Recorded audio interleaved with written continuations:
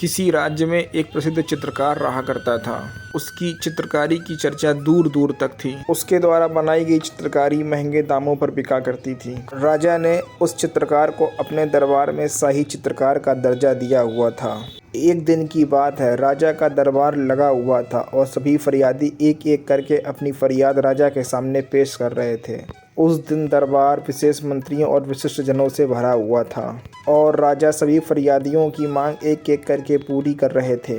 सभी फरियादी राजा के फरियाद पूरी करने के तरीके से बहुत खुश थे। उसी समय एक फरियादी ने एक विचित्र मांग राजा के सामने प्रस्तुत कर दी।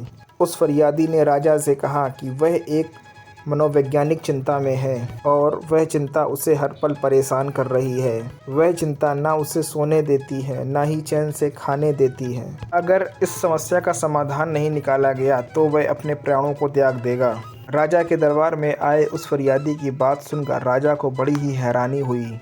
आखिर ऐसी कौन सी समस्या है जिसकी वजह से वह फरियादी अपने प्राण त्यागना चाहता है। राजा ने उस आदमी से उसका कारण पूछा। फरियादी ने बताया, बहुत पहले वह एक बहुत ही अच्छा मूर्तिकार हुआ करता था और वह बहुत ही अच्छी अच्छी मूर्तियां बनाया करता था। एक दिन उसने बहुत ही अच्छी मूर्ति बनाई और उसे बेचने के लिए उसने उस मूर्ति को सड़क के किनारे खड़ा कर दिया। कई दिनों के बाद उस मूर्ति के आगे एक खत पड़ा मिला। उस खत की बात को सुनकर दरबार में बैठे सभी लोगों के आंखों में आश्चर्य हो गया।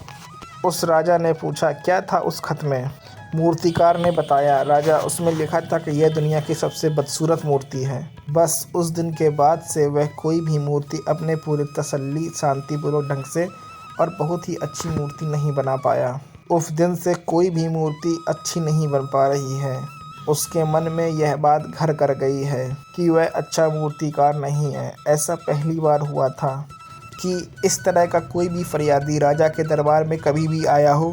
अब राजा को समझ में नहीं आ रहा था कि क्या किया जाए, क्योंकि यह मामला कला से जुड़ा हुआ था। राजा ने अपने शाही चित्रकार को कुछ समाधान निकालने के लिए कहा। राज दरबार के शाही चित्रकार ने राजा से 2 दिन का समय मांगा और वह चला गया। चित्रकार ने एक बहुत ही सुंदर और अप्रतिम चित्रकारी बनाई और उसे शहर के चौराहे पर टंगवा दिया और उसने उस चित्रकारी के नीचे लिखवा दिया कि इसको जिस किसी को भी इस चित्रकारी में कोई कमी नज़र आए वह एक काला सा चिन्ह इस चित्रकारी पर नीचे लगा दे। शाम ढलने पर जब शाही चित्रकार उस मूर्तिकार को लेकर चौराहे पर पहुंचा तो उसने देखा कि वह चित्रकारी पूरी काले कलम के निशान से भरी हुई है। मूर्तिकार को कुछ भी समझ में नहीं आ रहा था कि आखिर चित्रकार कहना क्या चाहता है। उसके अगले सुबह चित्रकार ने दूसरी चित्रकारी बनाई जो कि आधी अधूरी थी और उसे उसी चौराहे पर टंगवा दिया जहां पर पहली चित्रकारी टंगी हुई थी। अब की बार उसके नीचे लिखा हुआ था, चित्रकारी अधूरी है, इसे पूरा करे और इसे और भी सुंदर बनाए। उसी शाम को वह चित्रकार उस मूर्तिकार को लेकर के उसी चौराहे पर पहुंचा और उसने देखा कि सुबह की तरह ही वह